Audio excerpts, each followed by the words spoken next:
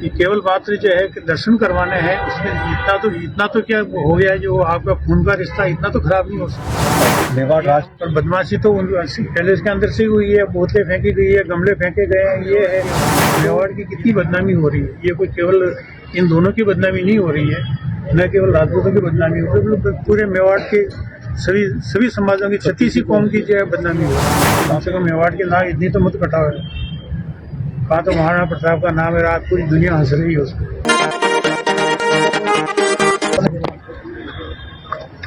बालू सिंह कानावत, अध्यक्ष मेवाड़ क्षत्रिय महासभा संस्थान उदयपुर।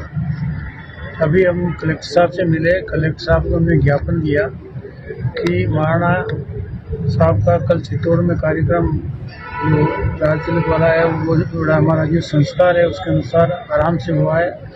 और हम अब केवल उस पगड़ी दस्तूर के बाद में, ये हमारा हमेशा का रिवाज रहा है कि धूनी पर दर्शन करें और उसके बाद में जो है एकलिंग जी दर्शन करने जाए, उसके बाद ही रंग दस्तूर का कार्यक्रम होता है।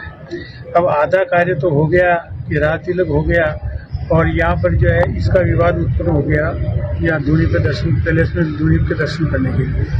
तो हमें जानकारी मिली है कि रात को 1 बजे इस धूनी वाले क्षेत्र को कलेक्टर साहब ने धारा 145 के तहत जो है अधिकृत कर लिया है। तो हमने अभी इनको निवेदन यही किया है कि साहब हम कोई ज़्यादा कब्जा नहीं करना चाहते हैं, न कोई वहाँ जाकर के कोई उद्घन करना चाहते हैं। आप 5 आदमी को आप प्रशासन ले जा करके उनको दर्शन करवा दें ताकि ये रस्म जो है पूरी हो जाए।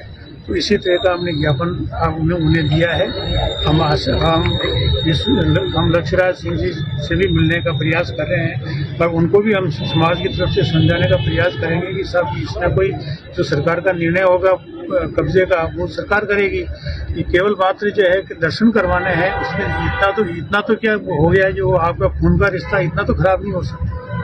ये हम उनसे भी निवेदन करते हैं। आपको लगता है कि कल जिस तरह की स्थिति बनी उसके बाद में सिटी पैलेस प्रबंधन स्वीकृति देगा अंदर आने की? इसीलिए तो हम प्रशासन के पास आएंगे। भी प्रशासन ने अधिकृत कर लिया है जब धारा 145 के तहत, तो अब तो प्रॉपर्टी सरकार के पास है। तो सरकार को जो है अब इसमें करवाने की क्या जरूरत है? अब लक्ष्यराज सिंह जी इससे ज्यादा जो है वो करने की क्या जरूरत है? तो सरकार ने टाइम दिया है कल तक का जवाब के लिए? किसके जवाब के लिए? कि पैलेस प्रबंधन जो है 27 तारीख तक के 48 घंटे में जवाब देगा, उसके बाद कोई कार्रवाई आगे बढ़ेगी। उसको लंबा करने की क्या जरूरत है? ये संदेश का कार्यक्रम है। अगर प्रशासन, मैं कह रहा हूँ राज्य सरकार और मुख्यमंत्री जी इसमें इंटरवेन करें तो ये आराम से निपट सकता है कि भाई ये दर्शन करा के हम ले जा रहे हैं और हम वापस ला रहे हैं। अब इसमें कौन सा तुम्हारे पोजीशन का या कोर्ट का कौन सा उल्लंघन हो रहा है? दोनों परंपरा अलग अलग है। पहले एकलिंग जी का नहीं होता है, पहले धूनी का दर्शन होगा, और आज मंगलवार की वजह से एकलिंग जी के दर्शन नहीं हो सकते हैं। तो एकलिंग जी का तो कल का कार्यक्रम है। कल का जो घटनाक्रम हुआ था पहाड़ जो पथराव हुआ, मेवाड़ क्षत्रिय महासभा किस तरह से देखती है? क्योंकि मेवाड़ राज पर बदमाशी तो पैलेस के अंदर से ही हुई है, बोतलें फेंकी गई है, गमले फेंके गए हैं, ये है। तो ये तो शांतिपूर्ण तरीके से अंदर हम घुसना चाह रहे थे, दर्शन करवाना चाह रहे थे।